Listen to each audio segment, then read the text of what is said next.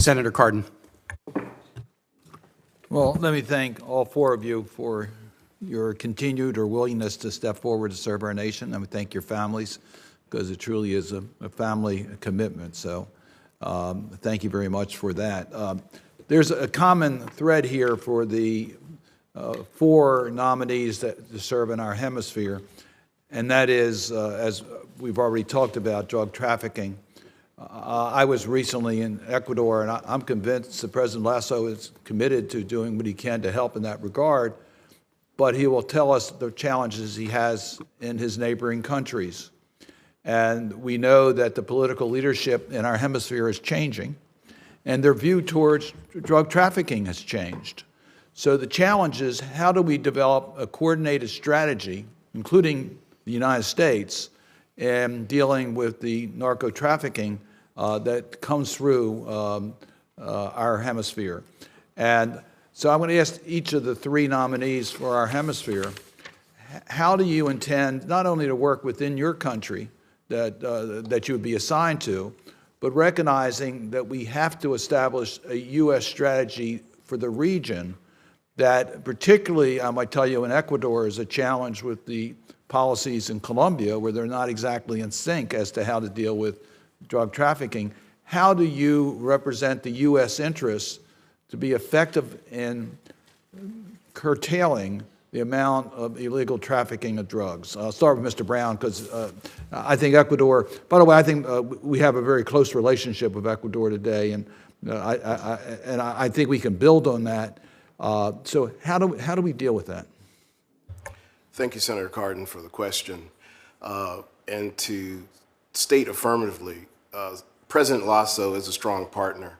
Ecuador is a democratic nation, and the Ecuadorian people, the U.S. and Ecuadorian people, along with the government there, are in solidarity to confront this problem. I think what's really important is that regionally we discuss these issues and have the correct fora to be able to discuss this from country to country. You are right. There isn't a consistent policy in Colombia and Peru that impact Ecuador. I certainly pledge as ambassador, if I'm confirmed, to help sponsor any dialogue that needs to be done to help at a policy level and then in an implementation level to confront this problem. Transnational organized crime is crippling a country like Ecuador. They're being impacted, and they need additional support. As long as I'm ambassador there, if confirmed, they'll get that support. Before I go on to the other two nominees, I just want to underscore that in Ecuador, they are a close ally and friend. They have serious corruption issues that they have to deal with. And in all four of your countries that you are being nominated for, we need to make sure that we are laser focused on American values and anti-corruption issues, which are challenging in all four of the regions we're talking about. So I just wanted to make that point.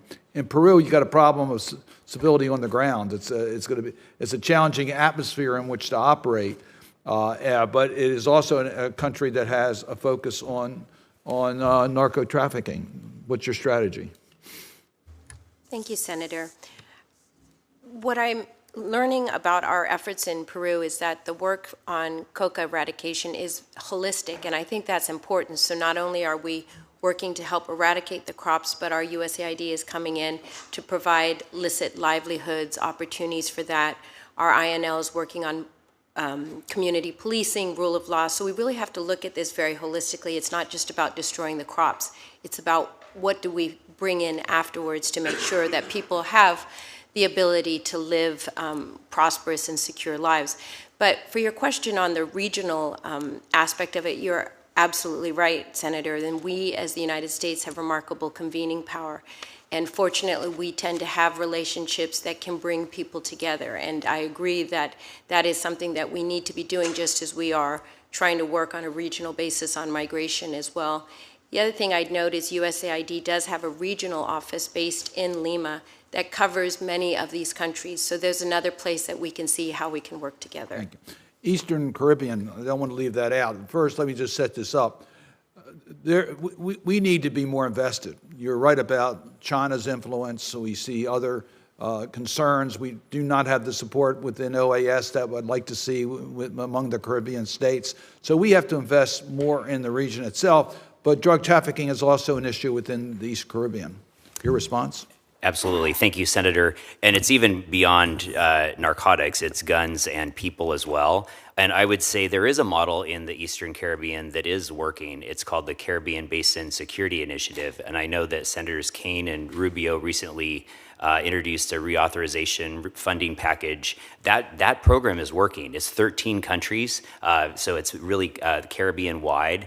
And that, from what I've learned in my briefings, I think that is a program that is worth deepening and strengthening. And it's certainly something that, if confirmed, I would spend a great deal of time on. Thank you. Thank you, Mr. Chairman.